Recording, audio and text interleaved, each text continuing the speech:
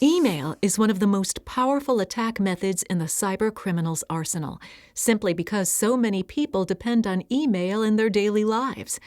What makes email so dangerous is cyber criminals can easily pretend to be someone or something you trust, such as your friend or your bank. These email attacks, often called phishing, work by tricking you into doing something. For example, here is an email sent by a cyber criminal pretending to be a well-known bank. The email is very professional-looking, including the bank's logo. The email says there is a problem with your account and that if you do not update your account immediately, it will be deactivated.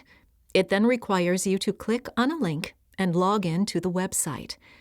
If you click on this link, you are taken to a website that looks real, but in reality is a website controlled by the cyber criminal designed to steal your information, including your login and password. Keep in mind, many email attacks go beyond just stealing your information. Their goal is to infect your computer. For example, cyber criminals will send emails with links, just as we saw in the previous example. However, instead of these links sending you to websites that steal your information, they take you to websites that silently hack your browser, infecting your computer and taking it over. Or instead of links, criminals will send emails with infected attachments. Here is an example of what appears to be an email from a legitimate organization, but in reality is an attempt by criminals to get you to open an infected attachment.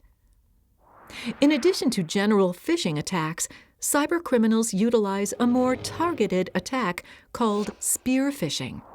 Spear phishing is a highly customized attack where only a few emails are sent to specific individuals within our organization. These emails appear very realistic, often with a subject that is relevant to the victim's job, or appear to come from individuals that the victim highly trusts. Spear phishing attacks are harder to detect, but also require more work and research by the cybercriminal. Another common email attack is scams.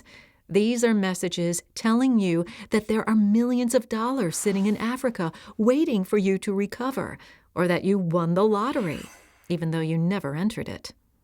The goal of these scams is to either get your money or your information. The stories are often quite convincing, but are nothing more than cybercriminals attempting to fool you. Finally, there is instant messaging. Just like email, instant messaging can be used for many of the attacks we have discussed so far. For example, instead of sending out scams or malicious links via email, cybercriminals may do it via instant messaging. In most cases, simply opening an email or reading an instant message is safe.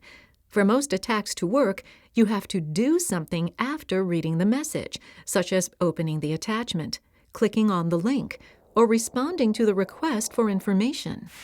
To protect yourself, keep the following in mind. Just because a message comes from a friend or someone you know does not mean the message is safe. Cybercriminals may have infected their computer or spoofed the from address. If you are suspicious about a message from someone you know, call the person to verify if it was truly them that sent it. Be suspicious of any email directed to "Dear Customer" or some other generic salutation. Be skeptical of any message that requires immediate action, creates a sense of urgency, or threatens to shut down your account.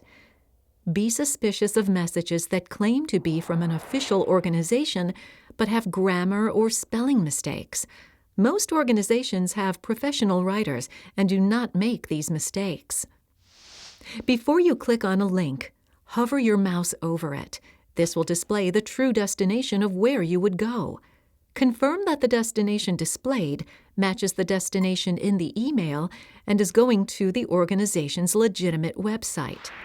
Even better is to type the website into your browser.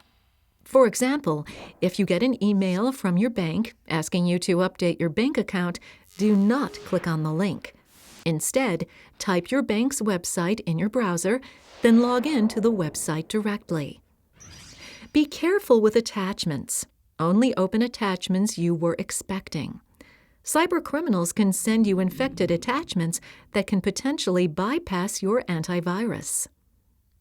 Using email and instant messaging safely is ultimately about common sense.